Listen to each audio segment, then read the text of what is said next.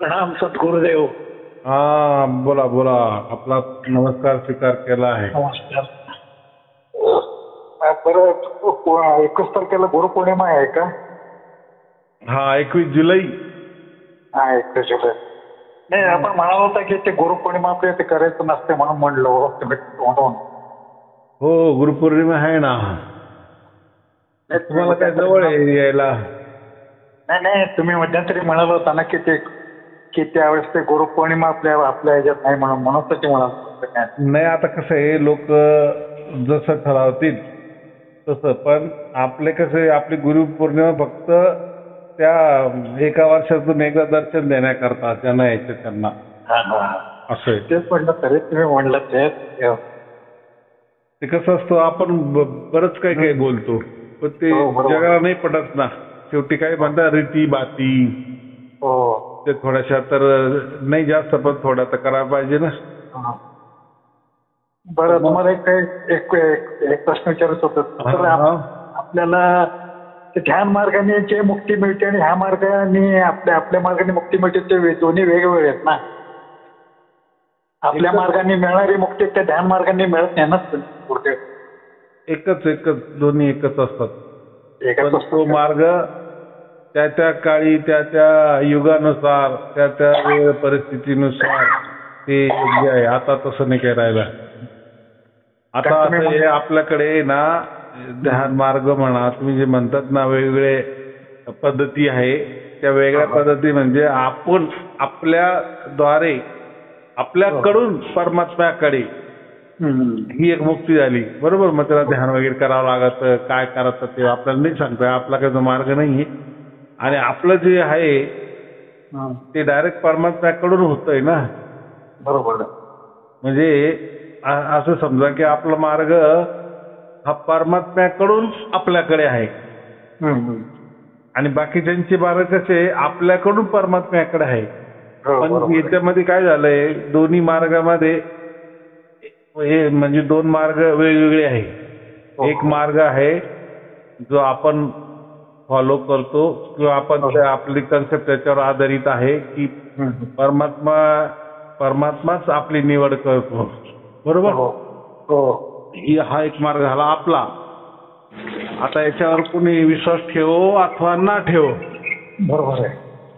कारण ज्यांना परमात्म्यावर विश्वासच नाहीये ते ह्या मार्गावर विश्वास ठेवणार नाही ना. असं कसं काय स्वतः परमात्मा आपली निवड करेल? म्हणजे याचा अर्थ यांना परमात्मा आहे ही कन्सेप्टच मान्य नाही ना. बरोबर आहे. हा, म्हणजे यांच्या दृष्टीने फक्त आत्मा यांना माहिती आहे. आत्मा जवळचा आहे ना. आत्मा म्हणजे आपणच आहे ना. त्याच्यामुळे ते त्या आत्म्यालाच गोंजारतात. थोडक्यामध्ये असं समजा की त्यांना असं वाटतं का आत्मा म्हणजेच परमात्मा.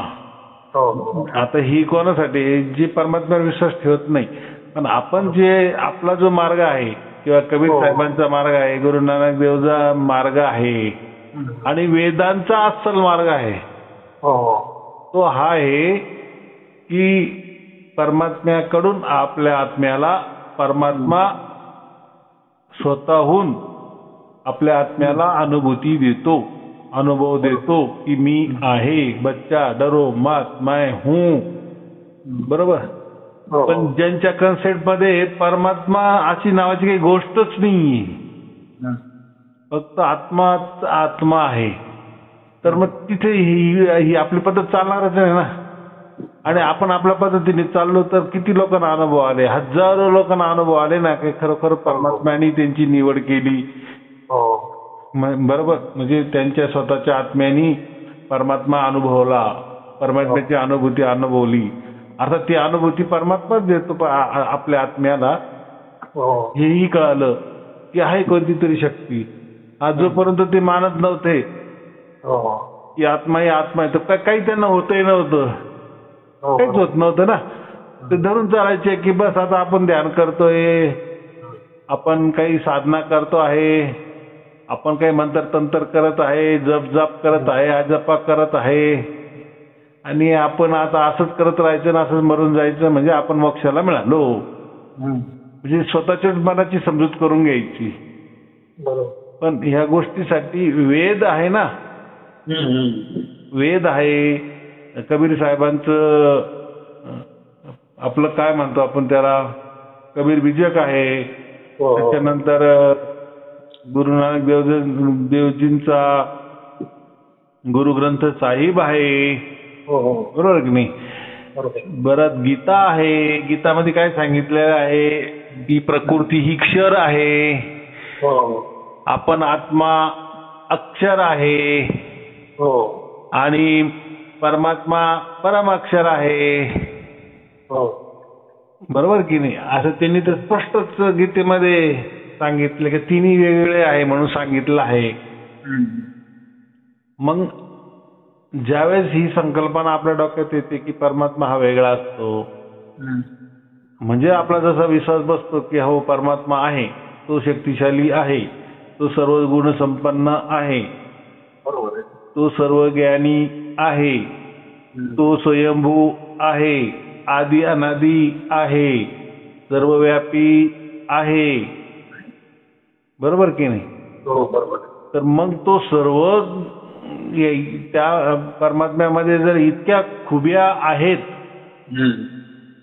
तर मग तोच सगळं काही करू शकतो ना. आपण आत्मा आहे, आपण अल्पज्ञानी आहे. अल्पज्ञानी आपण काय म्हणतो, अल्पजीवी आहे. अल्पजीवी म्हणजे आपलं काहीतरी 100-1 वर्ष आपलं आयुष्य अप्रॉक्सिमेटली आपण समजतो, तितकं नसतं. पण आपण अल्पजीवी आहे, अल्पज्ञानी आहे. आपल्याला काही सर्व ज्ञान नाहीये. परमात्म्याला संपूर्ण ब्रह्मांडाचं ज्ञान आहे, ब्रह्मांड चालवण्याची ताकद आहे, शक्ती आहे, युक्ती आहे, प्रयुक्ती आहे. तसं आपल्या आत्म्याला ती गोष्ट पण नाहीये. परमात्म्याकडे सर्व गुण आहे. बरोबर. आपण अल्पगुणी आहोत, आपल्याकडे थोडे गुण आहेत. तर दोघांची तुलना होऊ शकते का? परमात्मा आणि आत्म्याची तुलना होऊ शकत नाही ना. मग आता ह्या ठिकाणी आपण जर इतकं छोटं आहोत, अणुस्वरूप आहोत, बरोबर, एक देशीय आहोत, एका ठिकाणी राहणार आहोत. आपल्याला काही काम करायचं असेल तर आपल्याला शरीराची गरजच पडते. बरोबर की नाही. म्हणजे आपण शरीरावर आधारित आहोत. शरीर असेल तर आपलं सगळं काही चालतं. शरीर नसलं तर आपण बोलू शकत नाही, चालू शकत नाही, काहीच प्रक्रिया करू शकत नाही, मुर्दाड. तसं परमात्म्याचं नाही ना. परमात्म्याला काही शरीरच नाही, त्याच्यामध्ये शरीराचा काही प्रश्न येत नाही. म्हणून तो सर्वव्यापी आहे. बरोबर, सर्वदेशीय आहे.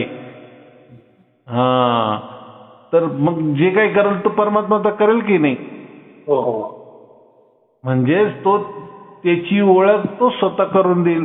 कोणाला करून देईल? आपल्या आत्म्याला करून देईल, आपल्या मुलाला करून देईल की मी कसं आहे, माझं साम्राज्य किती आहे.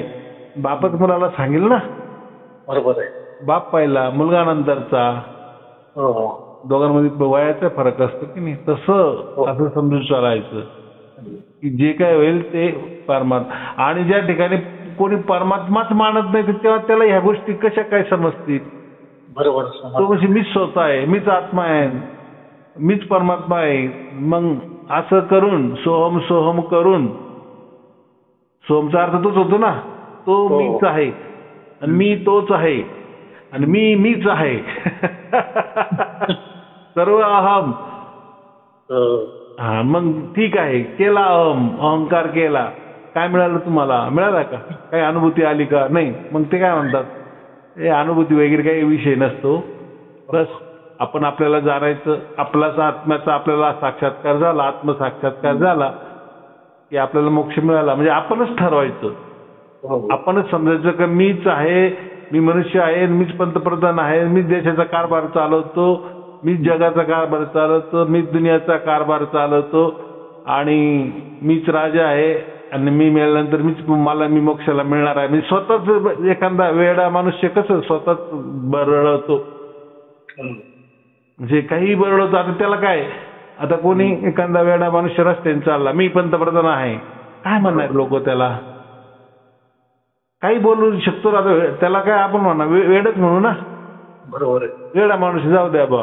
तसं आम्हीच आत्मा आहे, आम्हाला मिळवायचं आहे, आम्हाला ओळखायचं आहे, आमच्यातच आम्हाला मिसळायचं आहे, आमच्यातच आम्हाला विलीन व्हायचं आहे, आम्हालाच आमची ओळख करून घ्यायची आहे, हे शब्द कसे वाटतं ऐकायला तुझा? अरे तू चांगला आहे किंवा वाईट आहे हे दुसरं ठरवेल की नाही? बरोबर आहे. तो स्वतःला चांगलं समजेल ना की माझ्यासारखा कोणीच नाहीये. किती सोपी गोष्ट आहे. तर मग हे का बरं असं करतात किंवा असेच पंथ का बरं निघाले, आत्म्यालाच परमात्मा म्हणणारे का निघाले? तर कोणी आता ज्यांनी पंथ काढलेले असतात आणि त्यांनी जर मग परमात्म्याचा उल्लेख केला तर मग लोक साहजिकच विचारणार ना, मग तो जर परमात्मा आहे आणि तो जर असा आहे मग आम्हाला दाखवा. मग यांना जर परमात्म्याची काही माहितीच नाही त्यापेक्षा मग तो विषय काढायचाच कशाला? ज्या गावाला जायचं नाही त्या गावाचं कशाला लोकांना सांगत बसायचं भूषण? काहीच बोलायचं नाही, त्या गप्प राहून घ्यायचं काय? हा, आपला आत्मा तो आपलाच आहे, त्याच्यावर तुम्ही काही बोला. त्या आत्म्याला, आपल्या स्वतःच्या आत्म्याला जाणून काय करायचं आहे? आपण आपल्याला जाणत नाही का हो? आपण कसं वागतो, काय वागतो, काय बोलतो, कसं राहायला पाहिजे, काय राहायला पाहिजे, काय चांगलं काय वाईट, हे काय आपल्याला कळत नाही का? स्वतःला कळतं ना. हा, मग आपल्याला काय जाणायचं स्वतःला? अरे आपल्याला आपली जाणीव करून देणारा दुसरा लागतो. आपल्याला आपला चेहरा जरी बघायचा असेल, आपलं शरीर जरी बघायचं असेल तर समोर आरसा लागतो. बरोबर. आरसा वेगळा असतो, आपण वेगळा असतो, आहे की नाही? हा, मग तसंच ज्यावेळेस परमात्माच आपली निवड करतो आणि त्याचा अनुभव देतो तेव्हा आपल्याला कळतं की हा, माझ्या व्यतिरिक्त कोणीतरी आहे. बरोबर की नाही? बरोबर. हा, एखादा विरान जंगलामध्ये आपण एकटंच आहोत. बरोबर. ज्यावेळेस आपल्या समोर कोणी दुसरा मनुष्य आला तेव्हा आपलं समजणार माझ्या सोबतीला कोणीतरी आहे, बरं काय हरकत नाही, आता बरं झालं भाऊ तू मिळाला मला. बरोबर की नाही? बरोबर. हा, त्यांनी जर साथ दिली तरच, नाही तर त्यांनी जर गुपचूप पाहिला आपल्याला आणि तो तिकडे पळून गेला मग आपल्याला काय कळणार आहे आपल्याला कोणी पाहिलंय का काय आहे? तोपर्यंत आपण असं समजू आपण एकटंच आहे ना. बरोबर. पण जेव्हा समोरचा त्यांनी जर आपल्याला बघितलं आणि तो जर जवळ आपल्या आला की तुम्ही काही घाबरू नका बरं का, मी आहे बरं का, मला जंगलात सगळं काही माहिती आहे, तुम्ही काही काळजी करू नका, तुम्हाला मी सुखरूप बाहेर काढेल. बरोबर की नाही? आता आपणच अटकलेलो आहे त्या जंगलामध्ये आणि आपण आपल्याला स्वतःलाच काढू शकतो का? बरोबर की नाही? आपण आपल्याच खोलीमध्ये बंद आहे, बाहेरून कोणीतरी कुलूप लावून गेलेला आहे, तर कोणीतरी बाहेरून माणूस यायला पाहिजे ना, तिने कुलूप उघडायला पाहिजे ना. बरोबर. किती सोपी गोष्ट आहे ह्या गोष्टी. तर असं आहे, ते जाऊ दे. आता कोणी काही म्हणू, आपण आधार घेतला वेदांचा. वेदामध्ये स्पष्ट सांगितलं की परमात्मा वेगळा असतो, आत्मा वेगळा असतो, प्रकृती वेगळी असते. बरोबर. म्हणून आपल्याला परमात्मा पाहिजे. बरोबर. हा, म्हणजे एक परमात्मा कोणीतरी आहे ही संकल्पना आपल्याला समजली. नंतर आपण कबीर बीजक घेतलं, कबीर बीजक मध्ये तेच सांगितलं आहे. कबीर साहेबांनी काय तेच सांगितलं ना की माझा राम तो निर्गुण, सगुण आणि निर्गुणाच्या पलीकडचा राम, तोच आपल्याला ओळखायचा आहे किंवा त्याचंच भजन करायचं आहे किंवा तोच आपल्याला तारणारा आहे, तोच आपल्याला मोक्ष देणारा आहे. इथे आपल्याला कळालं की कबीर साहेबांनी तेच सांगितलं. त्याच्यानंतर गुरुग्रंथ साहेबांमध्ये गुरु नानक देवजींनी तेच सांगितलं. तर गुरुग्रंथ साहेब तर पूर्णची पूर्ण परमात्म्यावरच आधारित आहे, परमात्म्याचेच गुणगान केलेले आहे. आणि त्यांचे तो जो मंत्र जो आहे एक ओंकार सतनाम वगैरे, तो जो मंत्र आहे मोठा, त्याच्यामध्ये तो परमात्मा स्वयंभूत सांगितलं आहे. त्याच्यामुळे परमात्म्याचं तो वर्णन आहे. बरोबर. तिथे म्हटलंय की परमात्माचा आत्मा असतो, आत्माच परमात्मा असतो, म्हणजे त्यांनी सुद्धा वेगळं. तर आपल्याला, आणि मी तर परत गीतेचं तुम्हाला सांगितलं, गीतेमध्ये सांगितलं क्षर, अक्षर आणि परमाक्षर. बरोबर की नाही? मग आता आपल्याला जर खात्री आहे की परमात्मा आहे, बस एकदा हे कळालं की मग पुढचं काम परमात्मा करतो ना. हे जेव्हा ज्ञान आपल्याला येतं ना की परमात्मा नावाची चीज आहे आणि तो स्वतः होऊन आपल्याला शोधतो की किंवा त्याची ओळख आपल्याला देतो, आता त्याची ओळख दिल्यानंतर मग साहजिकच आलं की तो स्वतः म्हणतो की मी परमात्मा आहे, म्हणजे आपण आत्मा आहे ना. तू थोडी म्हणणार आहे की मी परमात्मा आहे, तू परमात्मा आहे. असं नाही म्हणू शकत ना. तर तो परमात्मा तर पूर्ण ब्रह्मांड चालवतो. आपण काय चालवतो?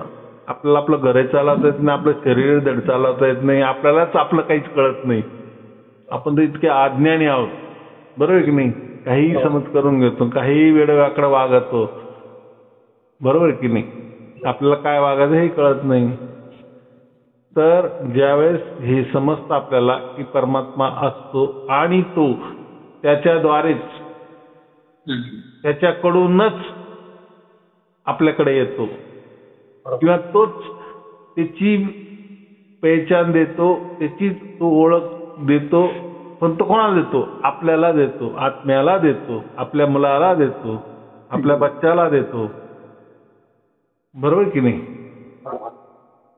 असं नाहीये की परमात्म्याचा अंश म्हणजे आपण आत्मा आहोत.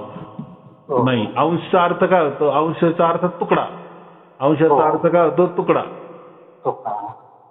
बरोबर आहे. 1 लिटर दुधामधून मी पावशेर दूध बाजूला काढलं, हा काय झाला? अंश झाला. त्या दुधाचा अंश झाला. पावशेर हा त्या 1 लिटर दुधाचा अंश झाला, म्हणजे एकच झालं. तो एक त्याचा तुकडा झाला, आपण केला ना, म्हणून त्याला अंश म्हणतात. पण अंश जो शब्द दिलेला आहे, आपण परमात्म्याचे अंश आहे, तो ह्या पद्धतीने की परमात्मा आपण चैतन्य आहे आणि आपणही चैतन्य आहे, म्हणून आपण म्हणू शकतो की त्याचा अंश आहे. पण प्रकृतीमध्ये अंशाला तुकडा म्हटलेला आहे. तर मग प्रकृतीचाच आपण अर्थ घेतो आणि लोक म्हणतात की आत्मा म्हणजेच परमात्म्याचा एक अंश आहे. तर ते चुकीचं आहे. परमात्म्याचा तुकडा कधी होऊ शकत नाही. आत्म्याचा होत नाही, परमात्म्याचा तर नाहीच नाही. स्वयंभू शक्ती आहे. आत्मा ही स्वयंभू शक्ती आहे, बरोबर की नाही? प्रकृती ही स्वयंभू शक्ती आहे. या तिन्ही शक्त्या ज्या आहे या सत्य आहेत, बरोबर? त्याला जीव जगत ईश्वर आपण म्हणतो ना. शंकराचार्यांनी जी संकल्पना मांडलेली, पण शंकराचार्यांनी ती संकल्पना मांडली, पण पुढे पुढे काय करून टाकलं? जीव वेगळा करून टाकलं, नष्ट करून टाकला. प्रकृती वेगळी करून टाकली, नष्ट करून टाकली. कल्पना सांगितली, जीव बी एक कल्पना सांगितली, प्रकृती बी कल्पना सांगितली, आणि शेवटी जो ईश्वर आहे त्याला पण नंतर ईश्वर काय करून टाकलं? कल्पना करून टाकलं, बरोबर? त्याला शून्य करून टाकलं. हा, पण आता असं आहे ना, ज्याचे त्याचे विचार आहेत त्यांनी त्यांचे विचार मांडले. पण वेदामध्ये आपण काय पाहायचं? मूळ आपलं काय? वेद, बरोबर? वेदांनी असं काही म्हटलंय का की प्रकृती कल्पना आहे, आत्मा कल्पना आहे, म्हणजे जीवात्मा कल्पना आहे किंवा परमात्मा कल्पना आहे, असं कुठं काही म्हटलंय का? नाही म्हटलंय ना. म्हणून आपण काय करायचं की जे मूळ आपले वेद आहे ते जे सांगतात ते सर्व काही खरं आहे. वेदानंतर जे काही निघालं आहे, वेगवेगळे धर्मग्रंथ निघाले आहे, त्याच्यात काय म्हटलं आहे त्याला काही अर्थ नाही. कारण ते आत्ताचे लोकांनी तयार केलेले, लोकांनी स्वतःच्या विचाराने त्यांना जे वाटलं, त्यांना जो एक अनुभव झाला किंवा त्यांची विचारसरणी तशी झाली, त्यांना असं वाटलं, त्यांना तसं वाटलं, त्यांनी काही कल्पना केल्या, काही वेगळे विचार केले परमात्म्याविषयी, आत्म्याविषयी, किंवा हे काही जी संरचना जी आहे त्याच्याविषयी त्यांनी काही कल्पना मांडली. ती कल्पना प्रत्यक्षात उतरवली, म्हणजे तिचा त्यांनी ग्रंथ तयार केला, बरोबर की नाही? मग वेगवेगळे असे ग्रंथ तयार झाले. पण आपल्याला मुळामध्ये वेदांवरच आधारित राहायचंय. वेद सोडून बाकी जे काही असेल त्याला आपल्याला नकार करायचा आहे, बरोबर? हा, जर वेद जर म्हणतात असं आहे, मग त्याकरता मी वेद बी लोकांना दिले की नाही पुरावा म्हणून. कबीर साहेबांनी हे सांगितलं की नाही की परमात्मा वेगळा आहे, आपण जीवात्मा वेगळा असतो, बरोबर? आणि हे जे ब्रह्म आहे, ही जी प्रकृती आहे, इथं माया आहे, धोका आहे, हे बी सांगितलं त्यांनी. तिन्ही गोष्टी वेगवेगळ्या सांगितलेल्या आहे की नाही? मग ह्या संतांनी जर इतकं स्पष्ट सांगितलं आहे आणि त्यांचं आपण ऐकायचं नाही, आणि आपण म्हणत बसायचं की कबीरच परमात्मा आहे, असं चालेल का? असं जर कबीर बीजक मध्येच स्वतः कबीर साहेब म्हणतात की मी परमात्मा नाहीये असं ठसून बोलताय, हजार वेळेस बोलताय, तरी आपण म्हणायचं की नाही तुम्हीच परमात्मा, आज चालेल का कधी? बरोबर आहे, बरोबर आहे. हा, तर ठीक आहे, तुम्ही परमात्मा मानता, तो एक तुमचा भाव आहे, बरोबर. आपण आपल्या आई वडिलांना सुद्धा भगवान मानतो की नाही? हो हो. देव मानतो की नाही? आपण अतिथीला बी देव मानतो. पण हा एक काय झाला, एक भाव झाली, ही काय झाली, एक भक्ती झाली. काय झाली? भक्ती झाली. हा, पण असं आहे की गीतेमध्ये तिन्ही गोष्टीचा उल्लेख केलाय ना. कर्माला प्राधान्य दिलेलं आहे, भक्तीला प्राधान्य दिले, ज्ञानाला प्राधान्य दिलेले आहे. नुसती भक्ती धरून चालणार आहे का? भाव भाव भाव भाव भक्ती, भाव भक्ती. मग ती भक्ती एक श्रद्धाच होऊन जाते, ती श्रद्धा नंतर अंधश्रद्धेत रूपांतर होऊन जाते, बरोबर की नाही? तर असं आहे की ज्यांनी ज्यांनी जे जे काही पंथ काढले असताना किंवा त्या पंथांचे जे प्रमुख असतात किंवा मुख्य असतात किंवा सर्वात प्रथम ते असतात, तर त्या लोकांना परमात्मा मानण्याची एक रीत आहे, पद्धत आहे. विष्णू पुराण लिहिलं गेलं आहे, तर त्याच्यामध्ये विष्णूच परमात्मा मानला आहे. देवी भागवत लिहिलं गेलं आहे, तर त्याच्यामध्ये देवीलाच परमात्मा मानलं गेलं आहे. शिवपुराण लिहिलं गेलं आहे, तिथे शिवालाच परमात्मा मानलं गेलं आहे. महाभारतामध्ये कृष्ण आहे, तर मग त्या कृष्णालाच परमात्मा मानलं गेलेलं आहे. तर ह्या गोष्टी आपल्याला समजून घ्यायचंय. तसं कबीर बीजक जे आहे, तर कबीर साहेब त्याच्यामध्ये मुख्य आहे, तर मग कबीरपंथी लोक कबीर साहेबांना परमात्मा मानतात. ते काही चुकीचं मानतात का? नाही. गुरु नानक देवांना, पण गुरु नानक देवांनी स्पष्ट म्हटलेलं आहे की मी दासोंचा दास आहे, तिथे त्यांनी क्लिअर केलं स्वतःनी. पण तरी त्यांच्या धर्मामध्ये गुरु नानक देवांना परमात्मा मानत असेल. म्हणजे मला काय म्हणायचं आहे, जो त्या घरातला मुख्य असतो ना, त्याला लोक परमात्मा मानतात, मुख्य मानतात, सर्वोच्च मानतात, बरोबर की नाही? बरोबर बरोबर. पण ते आपल्याला कळायला पाहिजे ना, हे का बरं असं म्हणतात. हो हो. बायबल मध्ये म्हटलं, बायबल घेतलं की त्याच्यामध्ये येशू ख्रिस्तालाच ते परमेश्वराचा पुत्र मानतात, बाकी नाही मानत. बरोबर की नाही? पुराणामध्ये जे आपले मोहम्मद पैगंबर आहे त्यांनाच मुख्य मानतात. हा, तर मग अशाच धर्माची स्थापना होती ना. हा, मग जे धर्म संस्थापक असतात, पंथ संस्थापक असतात, गुरुगादीचे ज्यांनी काही गुरुगादी सुरू केली आहे पिढ्यानपिढ्या, मग ज्यांनी जी सुरू केली आहे त्यांच्या दृष्टीने तो परमात्मा. असे धर्माचे जे प्रमुख आहे ते परमात्मा झाले. पण वेदामध्ये परमात्मा कोणाला म्हटलेलं आहे आणि त्याचं स्वरूप काय आहे हे सगळं काही स्पष्ट सांगितलेलं आहे ना. तर आता आपण ह्या धर्मामध्ये, पण आता आपण काय म्हणतो, सर्वात पहिले वेदच होते ना. तर वेदामध्ये जे काही लिहिलं ते मुख्य मानावंच लागेल ना आपल्याला. त्याच्यानंतर बाकी धर्मग्रंथ तयार झाले, भरपूर ग्रंथ तयार झाले, आपल्याला त्याशी काही संबंध नाही. आपलं महत्वाचं धर्मग्रंथ म्हणजे आपले वेद, ते अपौरुषीय म्हणतोय आपण, किंवा त्याला काय म्हणायचं ते म्हणा. पण त्यामध्ये अगर तिन्ही गोष्टी सांगितलेल्या की परमात्मा वेगळा असतो, आत्मा वेगळा असतो, प्रकृती वेगळी असते, तर मग आपण का हट्ट धरायचा, बाल हट्ट धरायचा?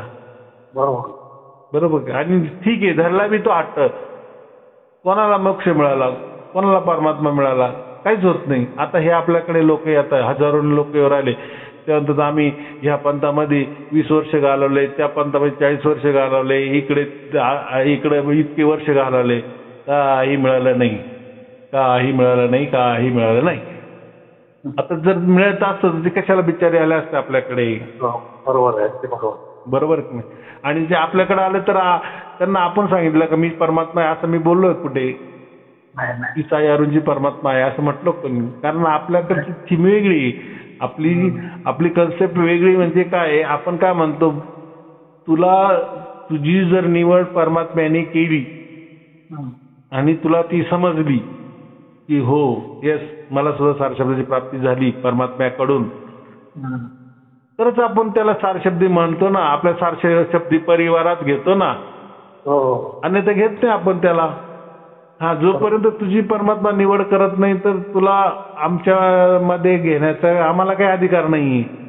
हा, मात्र तुझी जर परमात्म्याने निवड केलेली आहे आणि त्याची ग्वाही तू स्वतः देतो आहे, गवाही बी स्वतः देत आहे की हा मला परमात्मा समजला आहे, परमात्म्याने त्याची स्वतःची पेहचान, त्याची स्वतःची ओळख मला करून दिली आहे, म्हणजे माझ्या आत्म्याला करून दिलेली आहे आणि माझ्या आत्म्याने ती ओळख ग्राह्य धरली आहे, खरी धरली आहे, सत्य धरली आहे आणि माझा आत्मा बी त्याला साक्ष आहे.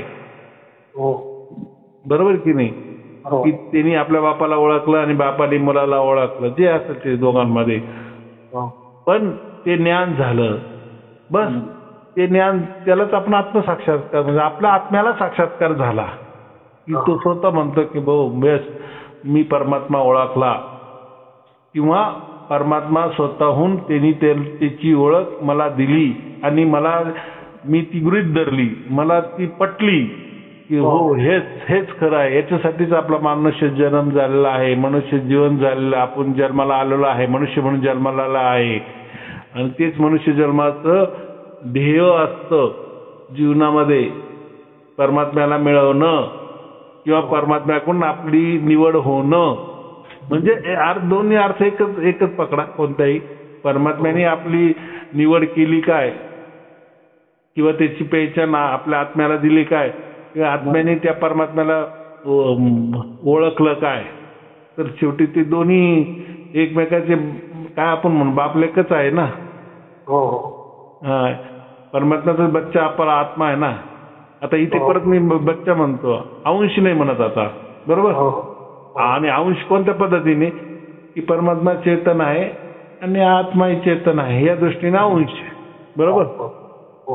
या दृष्टीने पाहायला गेलं सोहम म्हटलं तर एखाद्याने चालेल की मी परमात्म्याचा अंश आहे असं म्हटलं. परमात्म्याला अंश हे ठीक आहे किंवा परमात्म्याला ही भाषा कळते की पण आपण असं थोडी म्हणतो की मीच परमात्मा आहे असं म्हणतोय का तिथे?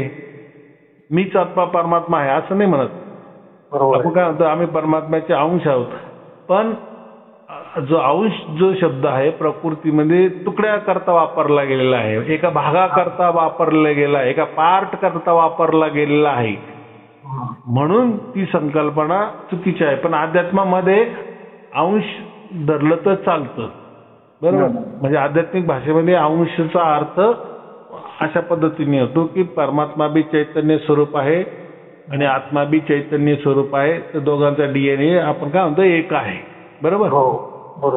हा, बाकीची त्याचं जी संरचना जी आहे ती दोघांची वेगवेगळी आहे, ती बरोबर आहे. म्हणजे परमात्मा सर्वव्यापी आहे पण आत्मा सर्वव्यापी नाहीये, तो एकदेशीय आहे, बरोबर. मग हे फरक तर मग मी प्रत्येक प्रवचनात सांगत असतो, पण वेगळं आहे काही असो, बरोबर. आणि आपला सारशब्दी परिवार हा कसा तयार झाला आहे की परमात्म्यानेच आपल्या सर्वांना ओळखला आहे. म्हणजे परमात्म्याने त्याची ओळख आपल्याला दिली आहे, आपल्या आत्म्यांना दिली आहे. आणि मग जो तो म्हणतो हो मला सारशब्द प्राप्त झाला. मग प्राप्त झाला म्हणजे काय? तू प्राप्त केला का सारशब्द? नाही. परमात्म्याने त्याची ओळख आपल्या आत्म्याला दिली आणि आत्म्याने ती करवून घेतली, बरोबर. किंवा आत्म्याला सुद्धा ती कळली की हाच माझा बाप आहे, हाच परमात्मा आहे. झालं.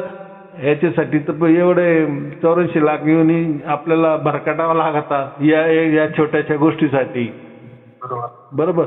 पण जिनी परमात्माच मानत नाही की अशी काही वेगळी शक्ती अजून आहे आणि तो आपल्या आत्म्यालाच सर्व काही शक्तिमान समजतो आहे, तर म्हणजे ते असं झालं की त्या खूप मंडूप झाला. मग त्याला काय म्हणतो, स्वार्थी झालो आपण. काय झालं? स्वार्थी झालो, मीच सर्वस्व झालो, बरोबर. आणि मग ते गर्वाचं घर खाली होतं. म्हणजे खूप मंडूप कशाला आपण म्हणतो, तलावातला जो बेडूक असतो ना त्याला वाटतं की हा जो तलाव म्हणजे संपूर्ण जग आहे, सर्वस्व म्हणजे तेच आहे, याच्यावर काही नसतं, सर्व कल्पना आहे. तो काय म्हणतो, काय समुद्र नसतो, काही सागर नसतो, स्थळी कल्पना आहे, कोरी कल्पना आहे, बरोबर की नाही? बरोबर. हा, पण ज्यावेळेस सागरातलाच बेडूक येतो, समुद्रातला बेडूक येतो आणि तो सांगतो की हो या सागर असतो, समुद्र असतो, मी त्याच्यातून आलेलो आहे, बरोबर. हा, मग यांनी जर विश्वास ठेवला तर ठीक आहे, बरोबर की नाही? आणि ठेवाच लागतो ना, कारण तो बाहेरून आलाय ना, कारण हा वर्षानुवर्ष त्या तलावात राहिला असतो ना, त्याला समजतं ना हा बेडूक तर कधी या तलावात नव्हताच, आपल्या तर पिढ्यानपिढ्या इथे गेलेल्या आहे या तलावामध्ये, बरोबर? तर हा तर निश्चितच वेगळा आहे. तर मग हा नेमका कधीतरी पाण्यात राहतच असेल की नाही, म्हणजे याला हा जो बोलतोय कमीत कमी एवढा तरी भरोसा ठेवा का तो समोरचा मनुष्य म्हणतोय किंवा समोरचा बेडूक म्हणतोय की भाऊ असं असतं, समुद्र असतो, बरोबर, सागर असतो, मी त्यातून आलेलो आहे आणि ह्या तुझ्या तलावाची आणि त्या सागराची काहीही अंशी तुलना होऊ शकत नाही, काही म्हणजे ते वेगळीच दुनिया आहे, हे वेगळी दुनिया आहे, तुझ्या तलावाची दुनिया वेगळी आहे आणि ती जी दुनिया आहे ती वेगळीच आहे, बरोबर? बरोबर आहे. हा, मग तसं आहे की आपल्याला परमात्म्याच्या दुनियेमध्ये जायचं आहे, पण परमात्मा त्याच्या दुनियेतून आपल्याला घ्यायला येतो ना, हो बरोबर, तेव्हाच आपण मोक्ष झाला आपल्या असं म्हणू ना. हो हो.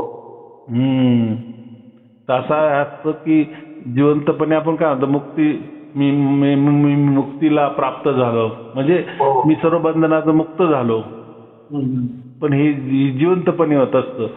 पण मेल्यानंतर आपण काय म्हणतो त्याला कैवल्य मुक्ती म्हणतो, म्हणजे त्याला मोक्ष म्हणतो. तिथं मात्र गेल्यावरती कैवल्य मुक्ती आपल्याला प्राप्त होते, बरोबर? आता आपण मुक्त झालेलोय फक्त, म्हणजे हे जे संसाराच्या बंधनातून सर्व प्रकारचे बंधन आहे इथे संसार तर चालूच आहे, पण समजून घेतो की हा संसार मला काही परमात्मा मिळून देणार नाही, हा व्यापार काही मला परमात्मा मिळून देणार नाही, माझे कुटुंब काही मला परमात्मा मिळून देणार नाही, म्हणजे यांच्या बंधनात राहण्यात आपल्याला अर्थ नाही. बरोबर आहे. हा, इतकं सोपं गणित येते, बरोबर? मला वाटलं तर ते म्हणजे आपल्या ध्यान मार्गाने आपल्या मार्गाने समोर लोक मिळते, ध्यान मार्गाने मिळणार नाही असं वाटलं होतं मला. असं आहे की ज्याला परमात्म्यावर भरोसाच नसतो की असा कोणी परमात्मा आहे आणि तो स्वतःहून माझ्या आत्म्याला त्याची ओळख देईल, हा ज्याला विश्वास नसतो ना तो स्वतःहून प्रयत्न करतो परमात्म्याकडे जाण्याचा. पण असे हजारो लाखो जणांनी प्रयत्न केले पण ते यशस्वी झाले नाही, कारण आपण अल्पजीवी आहे, अल्पज्ञानी आहे, आपलं ज्ञानच नाहीये. परमात्मा काय आहे, काय आहे, कुठं राहतो, तो आहे का नाही, तो माझ्यापेक्षा वेगळा आहे का, आपला तो जर विश्वासच नाहीये, म्हणजे परमात्म्यावरच विश्वास नाही, तुम्ही काय ध्यान करणार आहे? ध्यानाने फक्त तुमची मनशांती मिळते, तुम्हाला तुमचं मन एकाग्र होतं, बरोबर? मन शांती झाली, मन एकाग्र झालं तर तुमचं आरोग्य चांगलं राहतं, तुमचा माइंड शांत होतो, बस. पण मोक्ष नावाची काही गोष्ट तुम्हाला मिळू शकत नाही, परमात्मा तर दूरचीच बात आहे, बरोबर? परमात्माच मिळाला तर मोक्ष काय मिळणार आहे? म्हणून ध्यान म्हणजे किंवा साधना म्हणजे किंवा हे मंत्र तंत्र करणे म्हणजे गुरुमंत्र जपणे म्हणजे हे आपल्याकडून परमात्म्याकडे जाण्यासारखी गोष्ट आहे. पण आपण परमात्म्याकडे जाऊ शकत नाही, आपल्याला परमात्माच माहित नाही, आपल्याला परमात्म्याबद्दलचं काहीच माहित नाहीये आणि आपली तेवढी ताकद नाहीये, आपली तेवढी शक्ती नाहीये, आपली तेवढी बुद्धी नाहीये, आपण अल्पजीवी आहोत, आपल्याकडे तितके साधन सामुग्री नाहीये, आपलं तितकं वय नाहीये, तेवढा टाइम पण नाहीये, बरोबर? परमात्म्याकडे सगळं काही आहे ना, पण त्याच्यावर विश्वास ठेवला तर तो जरूर येतो. पण विश्वास ठेवल्यावरच हे आज इतके हजारोनी सारशब्दी तयार झालेले आहे, संत तयार झालेले आहे, यांची निवड परमात्म्याने केली ना, म्हणून त्याला आपण सारशब्दी म्हणतो किंवा आपला एक सारशब्दी परिवार तयार झालेला आहे. हे कोणी काही स्वतःहून प्रयत्न नाही केले किंवा यांनी काही ध्यानाने नाही प्राप्त केलं आहे, परमात्म्याला बोलवलेलं खेचलेलं आहे. असं जर आपण ध्यानाने परमात्म्याला खेचलं, ध्यानामध्ये परमात्मा बघायला लागलो, काही साधनेनी परमात्मा आपण जाणून घेतला, काही मंत्राने परमात्मा जाणून घेतला तर त्या परमात्म्यापेक्षा तो मंत्र मोठा झाला, ती साधना मोठी झाली, ते ध्यान मोठं झालं, ते मन मोठं झालं आणि तो सगळा कारभार एक काल्पनिक झाला. काय स्वतःहून समजून घ्यायचं की मला मोक्ष मिळाला, मला परमात्मा मिळाला, लेकिन काही मिळालेलं नसतं. बरोबर, एक एक कोरी संकल्पना असते. बरोबर. चला ठीक आहे मग. ठीक आहे, 21 तारखेला येतो. हा बघा, तसं काही नाहीये, यायलाच पाहिजे असं काही नाहीये. जर आपली ताकद असेल अजून दर्शन तेव्हापासून साक्षात दर्शनच नाही तुमचं आमचं. हा, आता असं हे इथे की जसं पारस लोखंडाला लागल्यानंतर लोखंडाचं सोनं होतं, बरोबर की नाही? तो परिस्पर्श आहे ना. जर ज्यांना सारशब्द प्राप्त झाला आहे ते असं समजा की ते लोखंड होते आणि त्यांना परिसाचा स्पर्श झाला, म्हणजे परमात्माचा स्पर्श झालाय त्यांना, तर ते आता त्यांचं सोनं झालंय, जीवनाचं सोनं झालंय. मग गुरुकडे का जायचं? तर गुरुचा एकदा स्पर्श केला म्हणजेच आपण गुरुच्या चरणावर माथा ठेवला म्हणजे स्पर्श केला, त्याला स्पर्श म्हणतो ना, चरण स्पर्श. कोणत्या कशा मार्गाने चरण स्पर्श केलं तर काय होतं? तर गुरुला आपण काय समजतो? एक प्रकारचा परीस समजतो. आणि गुरुला आपण स्पर्श केला तर आपण सुद्धा परी समजतो. मग त्या ठिकाणी काय म्हटलं गेलंय की गुरु आपल्यासारखाच बनवतो. बरोबर. मी जसं संत आहे, तुम्ही मला स्पर्श केला म्हणजे तुम्ही सुद्धा संत होणार. गुरु आपल्यासारखा बनवतो, आहे ना असं काहीतरी दोहा. मला दोहे वगैरे येत नाही. गुरु बनावे आप समान. बरोबर. हा, आता तिकडे गेलं तर तिकडे परमात्मा समान तुम्हाला बनवणार नाही आणि ते योग्य बी नाही, होऊ शकत नाही ना. बरोबर आहे. हा, लेकिन पण तुम्ही इकडे आल्यानंतर तुम्हाला तो चान्स असतो की नाही की आपल्या इतका सारशब्द प्राप्त झाला आहे तर कमीत कमी एकदा, म्हणजे आपले डोळे मिटायच्या अगोदर, म्हणजे आपण मरण्याच्या अगोदर एकदा तरी गुरुचा स्पर्श आपल्याला व्हायला पाहिजे. त्यावेळेस आपण म्हणू शकतो आपण खरंच संत झालो. एका संतांनी एका संताला बनवलं, एका ज्योतीनी दुसरी ज्योत लावली, दिव्यानी दिवा लागला. बस हा त्यामध्ये हे आहे, उद्देश आहे, बाकी काही नाही. पण जर आपली परिस्थिती असेल तरच यायचं. बरोबर. इथे काही सोय नाहीये, इथे फक्त तेवढंच येणार, तुम्ही दर्शन घेणार आणि निघून जाणार. बाकी मात्र इथे जेवणा खावण्याची सगळी सोय आम्ही केलेली आहे, त्याच्यात काही वाद नाही. बरोबर. गुरुप्रसाद तुम्हाला तो मिळणारच, त्याच्यात काही नाही. पण किंवा असं 2-4 दिवसासाठी जाऊन तिथे काही राहू किंवा तिथे काही आपला आश्रम आहे, मग ती गुरु परंपरेमध्ये आपलं मोडलं गेलेलं आहे. ही आपली गुरुपौर्णिमा म्हणजे एक असं समजा की फक्त गुरुला स्पर्श करायचा आपल्याला. गुरुच्या चरण स्पर्श आपल्याला करायचा आहे, बस ह्या चरण स्पर्शासाठी. आणि तो चरण स्पर्श फक्त आयुष्यातून कधी एकदा केला तरी चालतो. आणि ज्यांची ऐपत असेल ते वर्षानुवर्ष करत राहतील, रोजही करत राहतील. ज्यांच्याकडे पैसा आहे ते काय, मी तर अवेलेबलच आहे ना. बरोबर. पण एकदा स्पर्श केला काय आणि 1000दा स्पर्श केला का अर्थ एकच होतो त्याचा. पण एकदा तरी करायला पाहिजे. त्याच्याकरता गुरुपौर्णिमा काढलेली असते की एकदा तरी गुरुकडे जायला पाहिजे वर्षातून एकदा, अशी एक परंपरा आहे. बरोबर. पण ती गुरु परंपरा त्या लोकांची वेगळी असते. त्यांचा गुरु म्हणजे परमात्मा, त्यांच्याकरता तो परमात्मा असतो. बरोबर. त्यांना काही ओरिजिनल परमात्मा तो गुरु माहिती करून देत नाही. आणि काय असेल ते त्यालाच माहिती गुरुला, तो गुरु का परमात्मा दाखवत नाही. बरोबर. कारण मग त्याला असं वाटतं की यांना परमात्मा दाखवला, यांना खरंच परमात्म्याची अनुभूती आली तर हे आपल्याला सोडून देतील की काय.